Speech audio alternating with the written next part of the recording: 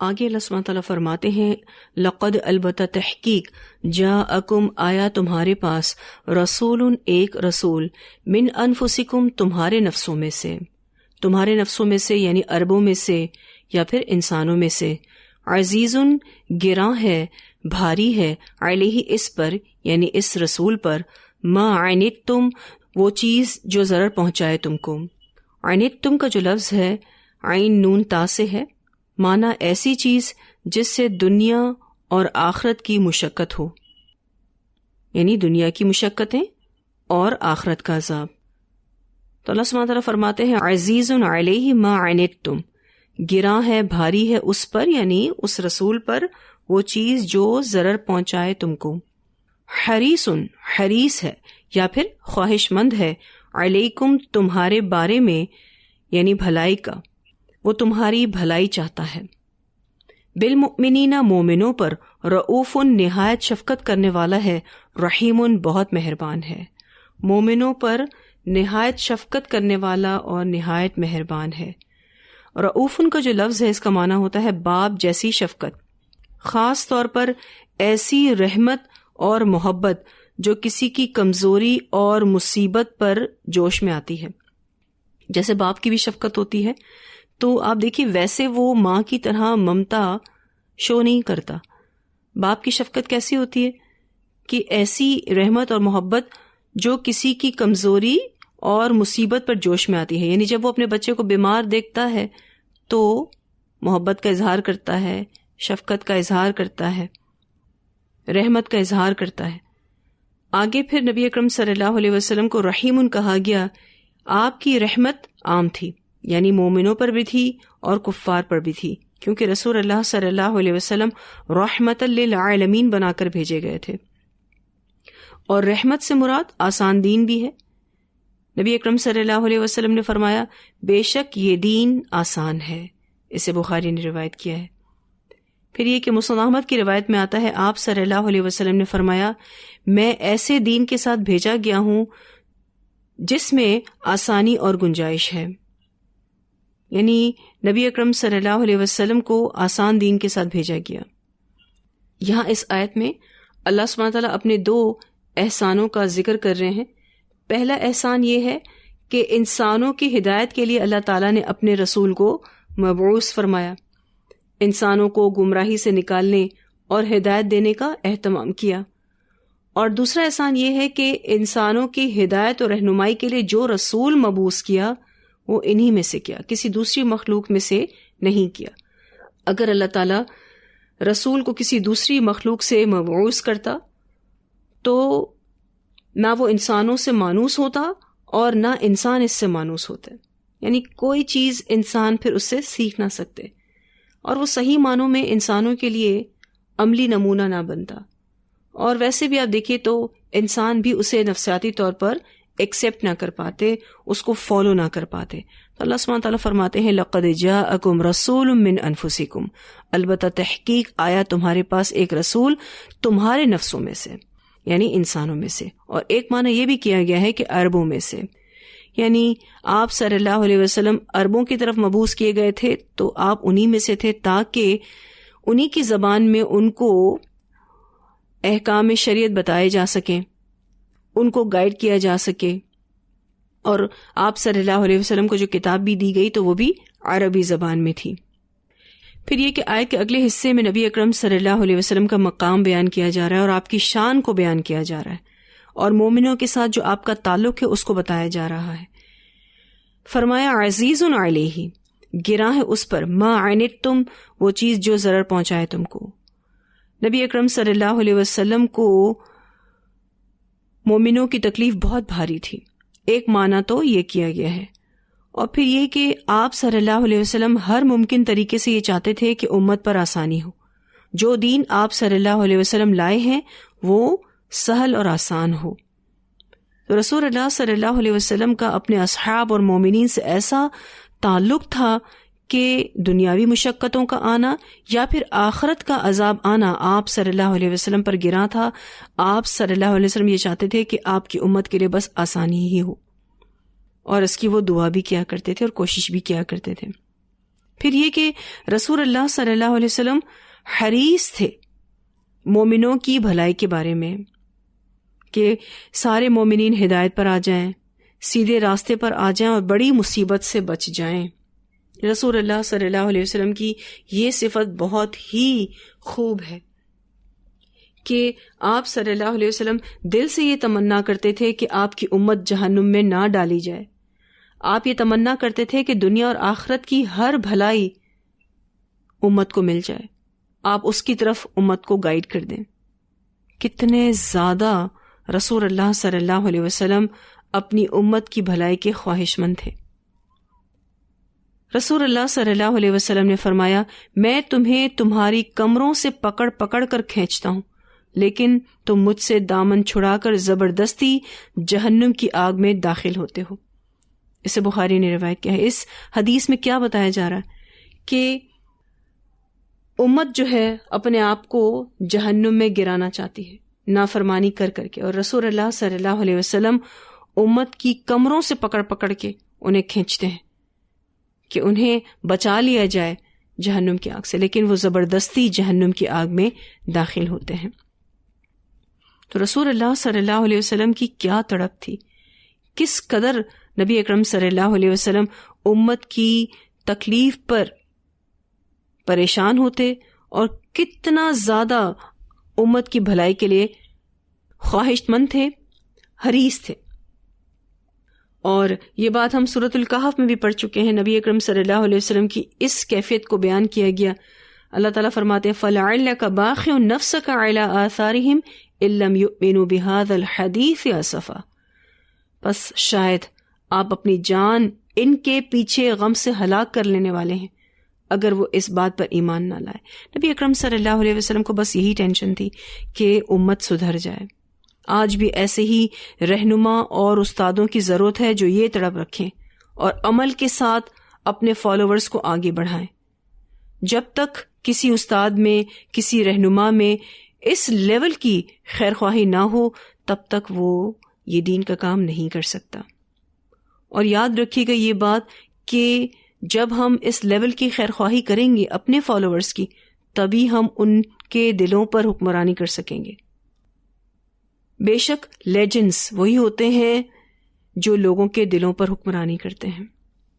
بڑی بڑی شخصیات جن کو لوگ مانتے ہیں کہ ہاں یہ بڑی شخصیت ہے، وہ وہی ہوتے ہیں جو لوگوں کے دلوں پر حکمرانی کرتے ہیں۔ اور نبی اکرم صلی اللہ علیہ وسلم اس لیول کی خیر خواہی کرتے تھے اپنے امتیوں کے لیے کہ لوگ اپنی جان ان کے ایک اشارے پر دینے کے لیے راضی تھے۔ آپ صلی اللہ علیہ وسلم سے کوئی ایک بار مل لیتا تو وہ ان کا گرویدہ ہو جاتا تھا۔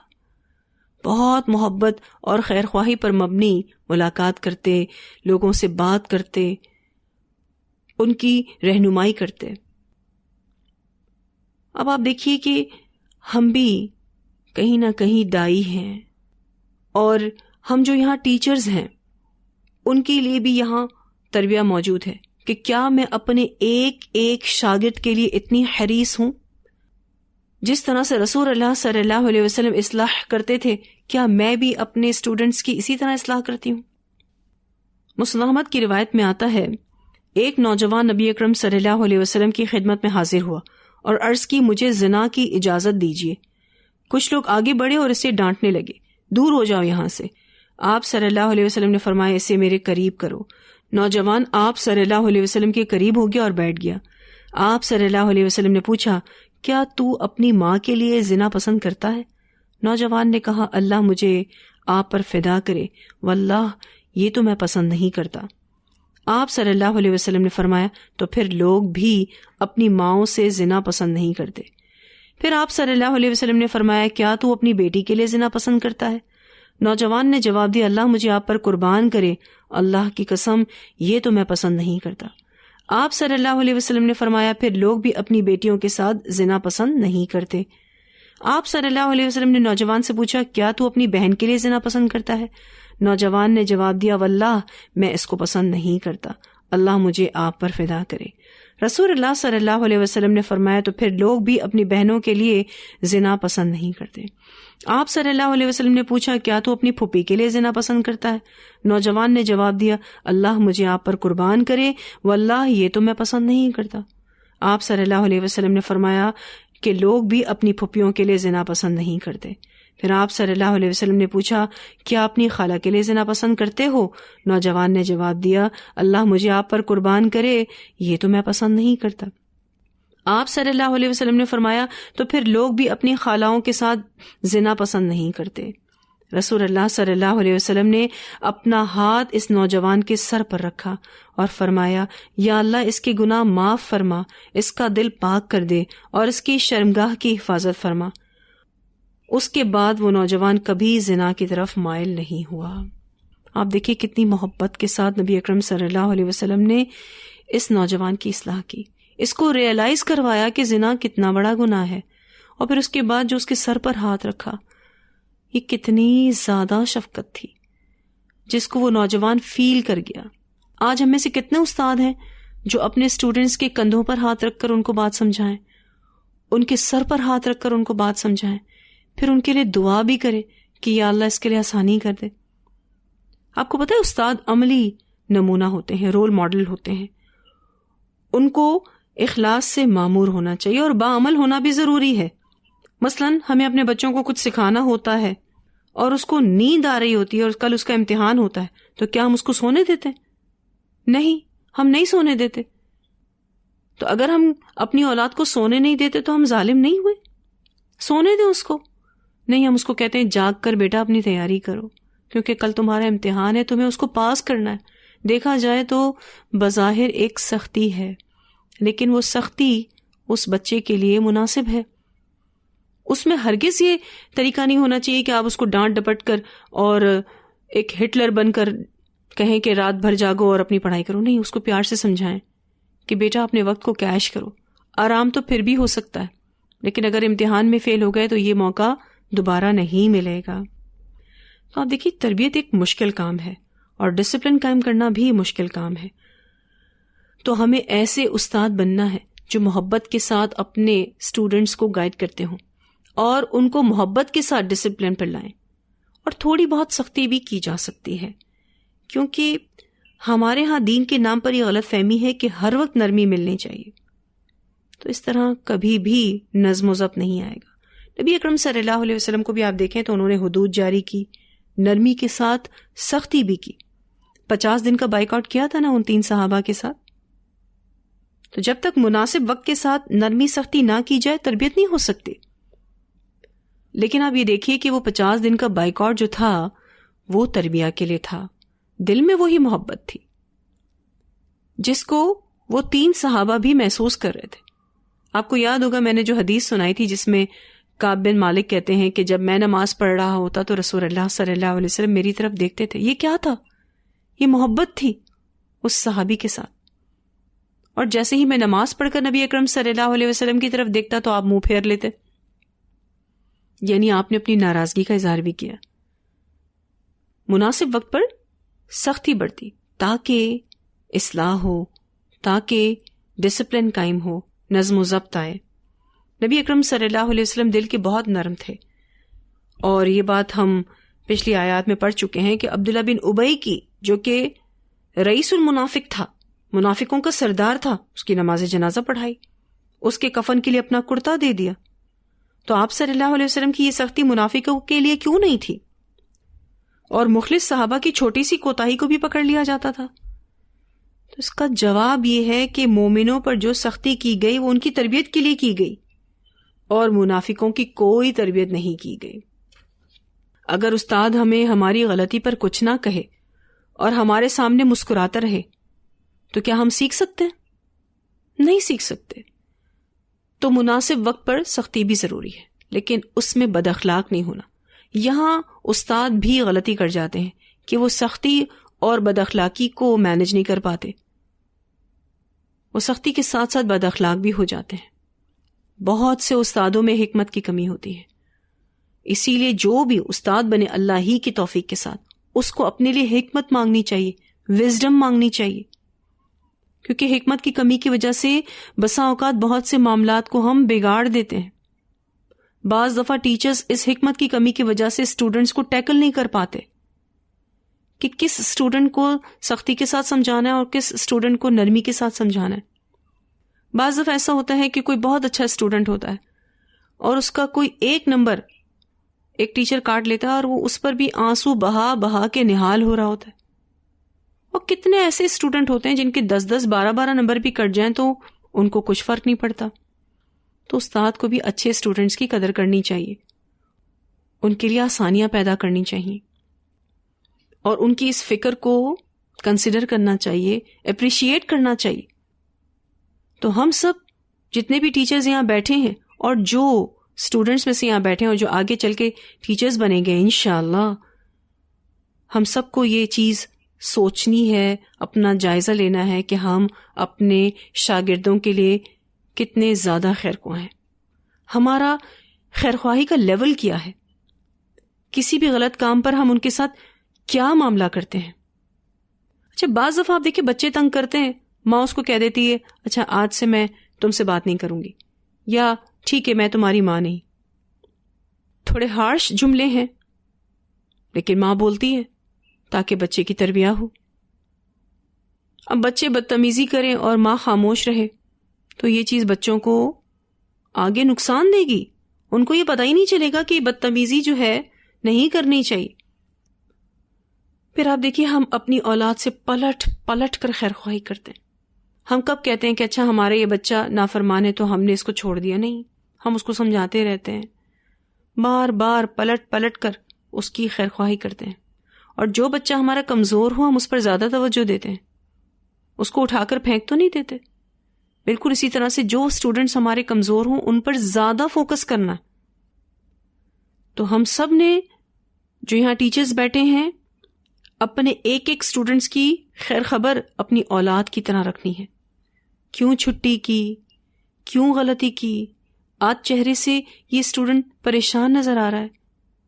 آپ کو پتہ ہے یہ فیس ریڈنگ کرنا کوئی علم نہیں ہے، فیس ریڈنگ محبت سے آتی ہے۔ جب آپ کسی سے بھی محبت بہت زیادہ کرتے ہیں نا تو اس کے چہرے کو دیکھ کر پہچان جاتے ہیں کہ وہ خوش ہے یا پریشان ہے۔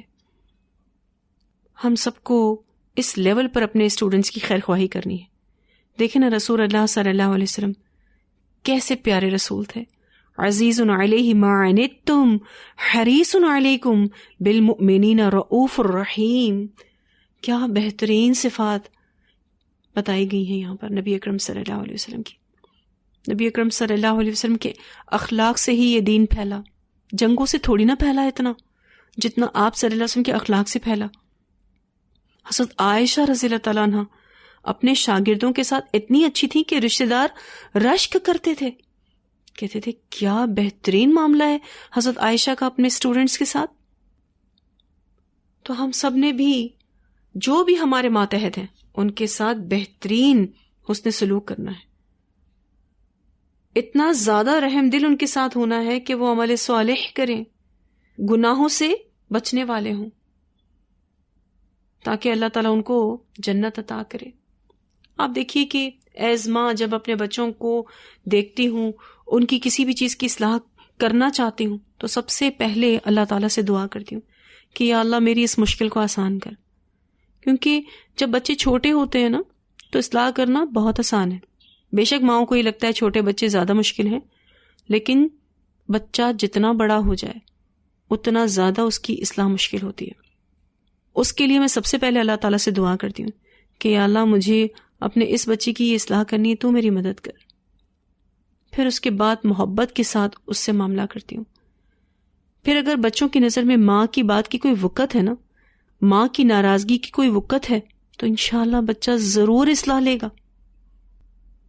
ہم سب بس سخت ہونا جانتے ہیں، ہمارے فیس ایکسپریشنز اتنے ہارش ہوتے ہیں کہ بچے کو اپنی انسلٹ فیل ہوتی ہے، اسٹوڈنٹ کو اپنی انسلٹ فیل ہوتی ہے۔ دیکھیں اگر اللہ تعالیٰ نے ہمیں بڑا بنا دیا نا، اس کا ہرگز یہ مطلب نہیں ہے کہ ہم اپنے عہدے کا ناجائز فائدہ اٹھائیں۔ ہمارے رویوں میں سختی ہو، ہمارے چہروں پر سختی کے آثار ہوں، ایسے لوگ فیورٹ نہیں ہوتے، یاد رکھیے گا۔ اور لوگ کبھی بھی آپ سے معاملہ کرنا پسند نہیں کریں گے اگر آپ سختی اور درستگی کے ساتھ معاملہ کرنے والے ہوں گے۔ ہم نے پیچھے پڑھا ہے نا، نبی اکرم صلی اللہ علیہ وسلم کو اللہ تعالیٰ کہتے ہیں کہ ہم نے آپ کو اپنی رحمت کی وجہ سے نرم خو بنایا ہے، اگر آپ سخت ہوتے تو لوگ آپ سے دور ہو جاتے.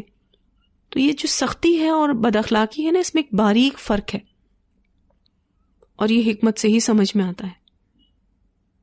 ہم بیجا سختیاں کرتے ہیں اور اس کے لیے ہم ایسے اصول بناتے ہیں کہ ایسا محسوس ہوتا ہے کہ سب کو ایک لائن میں کھڑا کر کے ہم نے فائر کھول دیا. یہ تو ہٹلر کیا کرتا تھا.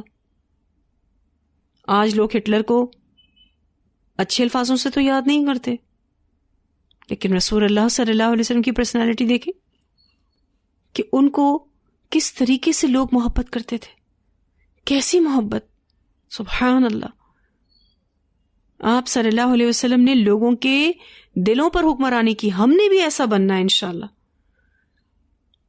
تو یہ چیز اگر ہمیں سمجھ آ جائے نا انشاءاللہ، تو دین کا کام آپ دیکھیں کس طریقے سے ہمارے لیے آسان ہو جائے. ہم آپس میں جو سٹاف ہوتا ہے، آپس میں جو اسٹوڈنٹس اپنے فیلوز کے ساتھ معاملہ کرتے ہیں، وہ بھی بڑے ہارش ہوتے ہیں. ایسا لگتا ہے جیسے کہ ہم روبوٹ ہیں. روبوٹ ہی ہوتا ہے نا جس میں کوئی احساس نہیں ہوتا.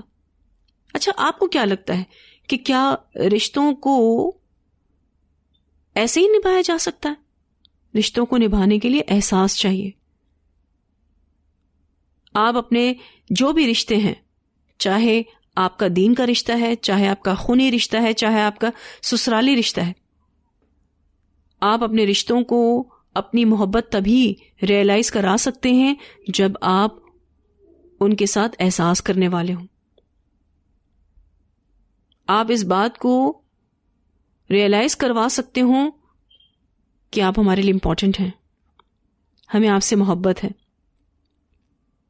اللہ تعالیٰ ہمیں ایسی حکمت نصیب کرے کہ ہم لوگوں کے لیے آسان معاملہ ہوں، لوگ ہمارے پاس بہت آسانی کے ساتھ آ سکتے ہوں اور ہمیں اپنا مسئلہ بتا سکتے ہوں، اور ہم ان کے لیے پھر آسانی پیدا کرنے والے ہوں.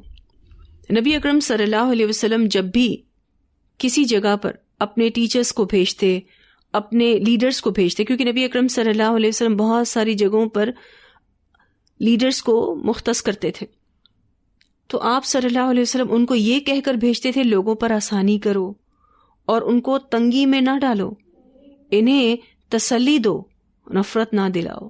بخاری کی روایت میں آتا ہے کہ رسول اللہ صلی اللہ علیہ وسلم یہ انسٹرکشنز دے کر بھیجتے تھے. نظر آتی ہیں ہمارے بڑوں میں یہ ساری خوبیاں کہ لوگوں پر آسانی کرنے والے ہوں، ان کو تنگی میں نہ ڈالیں، ان کو تسلیاں دیں، ان کو نفرت نہ دلائیں. تو انشاءاللہ ہم سب نے اپنی اصلاح کو لینا ہے انشاءاللہ تعالی. پھر آگے اللہ سبحانہ تعالیٰ فرماتے ہیں فَإِن تَوَلَّوْا، پھر اگر وہ منہ موڑیں اس عظیم، مکمل اور پاک شریعت سے. آپ صلی اللہ علیہ وسلم جو شریعت لائے ہیں، اگر یہ اس سے منہ موڑ لیں، فقل، تو کہہ دیجئے حسبی اللہ، کافی ہے مجھ کو اللہ، لا الہ الا ہو، نہیں کوئی الہ مگر وہی، علیہ، اسی پر، توکلت، میں نے بھروسہ کیا، وہو رب العرش العظیم، اور وہ رب ہے عرش عظیم کا. آخر میں فرمایا کہ آپ صلی اللہ علیہ وسلم کا کام پہنچانا ہے. اگر کوئی آپ کی اس ساری خیرخواہی، شفقت، رحمت اور اچھے جذبات کے باوجود بھی ناقدری کر رہا ہے، تو آپ اپنے رب کا دامن تھام لیجئے. اور یہ ایک داعی دین کے لیے اپنے آپ کو تھامنے کا بہترین نسخہ ہے. فقل حسبی اللہ، کہہ دیجئے اللہ مجھ کو کافی ہے. اور پھر آپ دیکھیے کہ اللہ کی توحید کا بیان، لا الہ الا ہو، نہیں کوئی الہ مگر وہی، علیہ توکلت، اسی پر میں نے بھروسہ کیا. کیونکہ بھروسے کے لائق ہستی وہی ہے. کیا انسانوں پر بھروسہ کرنا، وہ تو ویسے بھی بھروسہ توڑ دیتے ہیں یا پھر پورا نہیں کر سکتے ہیں. تو اللہ ہی کی ذات پر بھروسہ کرنا ہے. اور مومنین کی شایان شان یہی ہے کہ وہ اللہ کی ذات پر بھروسہ کریں. وَهُوَ رَبُّ الْعَرْشِ الْعَظِيمِ، اور وہ رب ہے عرش عظیم کا. عرش عظیم کہہ کر واضح کیا گیا کہ یہ نہ ماننے والے اس اللہ کی سلطنت سے بچ کر کہاں جائیں گے. اور داعی دین کو کہا جا رہا ہے کہ اللہ اس کا مددگار ہے جو عرش عظیم کا مالک ہے. آپ صلی اللہ علیہ وسلم نے فرمایا جو اس آیت کے حصے کو صبح و شام 7 بار پڑھے. آیت کا حصہ یعنی حسبی اللہ لا الہ الا ہو علیہ توکلت وہو رب العرش العظیم، یہ حصہ صبح و شام 7 بار پڑھے تو اللہ اس کے ہر اہم کام میں اس کو کافی ہو جائے گا. اللہ اس کی تمام پریشانیوں سے اس کو نجات دے گا. اسے ابو داؤد نے روایت کیا ہے اور یہ حسن درجے کی حدیث ہے. اتنی آیات کی تلاوت سنتے ہیں. لقد جاءکم رسول من انفسکم عزیز علیہ ما عنتم حریص علیکم بالمؤمنین رؤوف رحیم فَإِن تَوَلَّوْا فَقُلْ حَسْبِيَ اللَّهُ لَا إِلَٰهَ إِلَّا هُوَ عَلَيْهِ تَوَكَّلْتُ وَهُوَ رَبُّ الْعَرْشِ الْعَظِيمِ.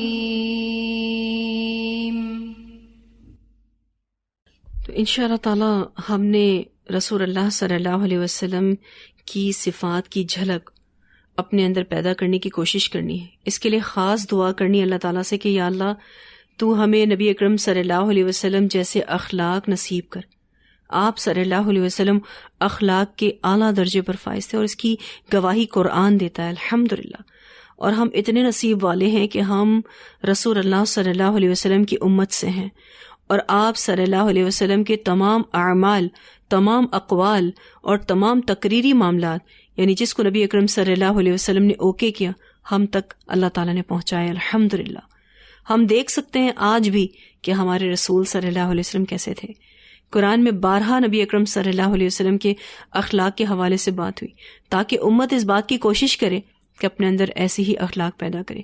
گو کہ ہم نبی اکرم صلی اللہ علیہ وسلم کے اخلاق کے لیول پر تو نہیں پہنچ سکتے کیونکہ آپ تو سید المرسلین تھے، آپ تو مخلوق میں سب سے اعلیٰ ہیں. ہم ان جیسے تو نہیں بن سکتے لیکن ان کے اخلاق کی جھلک اپنے اندر پیدا کر سکتے ہیں اپنی کوشش کے ساتھ اور اللہ تعالیٰ سے دعا کرنے کے ساتھ. اللہ ہمیں ایسے اخلاق نصیب کرے، ایسی صفات نصیب کرے کہ جس کے ذریعے ہم دین کا کام کرنے والے ہوں تو انشاءاللہ دین خوب پھیلے گا. اللہ ہمارے ہاتھوں سے خوب خیر جاری کرے گا انشاءاللہ. ایک اور تلاوت سنتے ہیں ان آیات کی. لقد جاءكم رسول من أنفسكم عزيز عليه ما عنتم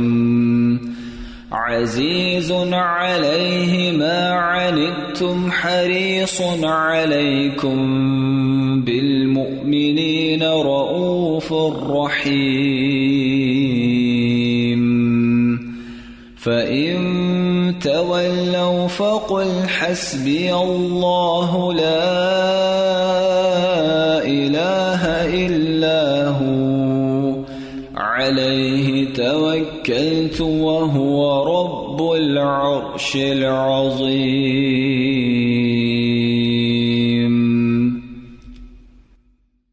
اچھا، ہم نے یہاں جو رحمت کے حوالے سے بات پڑھی کہ رحمت سے مراد یہاں پر آسان دین ہے، تو اس کا ہرگز یہ مطلب نہیں ہے کہ ہمارے دین میں کوئی پابندی نہیں ہے. آپ دیکھیے نماز پڑھنی ہے پوری پابندی کے ساتھ، زکوٰۃ دینی اگر آپ صاحب نصاب ہیں ہر قمری سال گزرنے پر.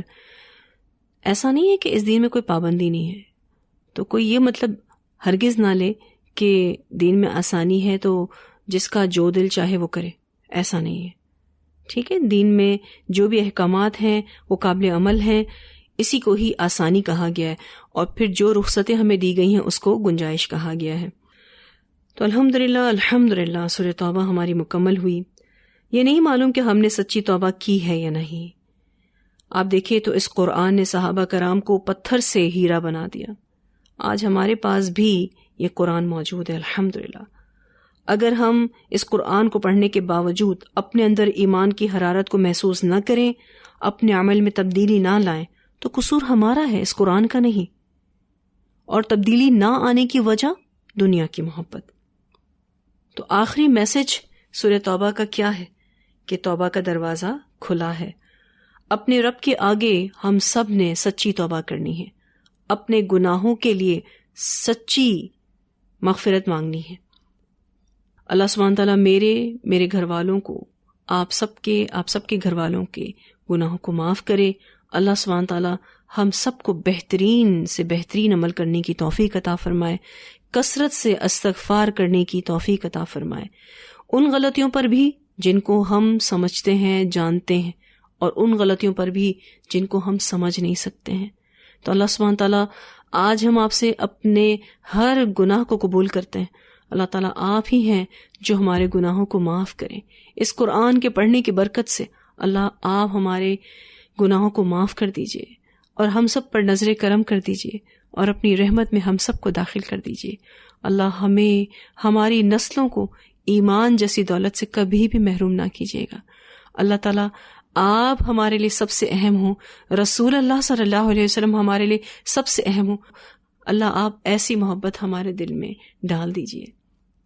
اللہ ہم سب آپ کے دین کا کام مرتے دم تک کرنا چاہتے ہیں، آپ ہمیں اس کی توفیق دیجئے۔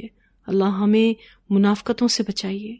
اللہ تعالیٰ ہم منافقوں میں سے ہونا نہیں چاہتے۔ اللہ آپ ہمارے لیے گناہ کرنا مشکل سے مشکل کر دیں اور نیک کام کرنا ہمارے لیے آسان سے آسان کر دیں۔ اللہ سبحانہ تعالیٰ ہمارا ایمان ہے کہ آپ دعاؤں کے سننے والے ہیں، قبول کرنے والے ہیں۔ ہم سب کا پڑھنا اور پڑھانا قبول کیجیے۔ جو غلطی کوتاہی ہوئی اللہ تعالیٰ اس پڑھنے اور پڑھانے میں، اس کو معاف کیجیے اور اس کو ہمارے دل اور دماغ سے مٹا دیجیے، اور جو حق بات بیان ہوئی اللہ آپ ہی کی توفیق سے بیان ہوئی اس کو ہمارے دل، دماغ اور اعمال میں راسخ کر دیجیے۔ اللہ ہماری نسلوں میں ایمان چلائیے۔ اللہ سبحانہ تعالیٰ ہماری نسلوں میں آپ ایمان چلائیے۔ اللہ سبحانہ تعالیٰ آپ ہماری نسلوں میں ایمان چلائیے۔ اللہ سبحانہ تعالیٰ ہمیں یقین ہے کہ آپ اپنے بندوں کی دعاؤں کو رد نہیں کرتے۔ قرآن پڑھنے کے بعد دعائیں قبول ہوتی ہیں۔ اللہ ہماری دعاؤں کو قبول فرما۔ اللہ سبحانہ تعالیٰ ہماری دعاؤں کو قبول فرمائیے۔ تو الحمدللہ ہمارا یہ لیسن بھی یہاں مکمل ہوا اور یہ سورت بھی مکمل ہوئی۔ اللہ کا شکر اور احسان، اللہ تعالیٰ ہمارا شکرانہ قبول کرے، آمین۔ وآخر دعوانا الحمد لله رب العالمين سبحانك اللهم وبحمدك نشهد أن لا إله إلا أنت نستغفرك ونتوب إليك ربنا تقبل منا إنك أنت السميع العليم وتب علينا إنك أنت التواب الرحيم سبحانك اللهم وبحمدك نشهد أن لا إله إلا أنت نستغفرك ونتوب إليك۔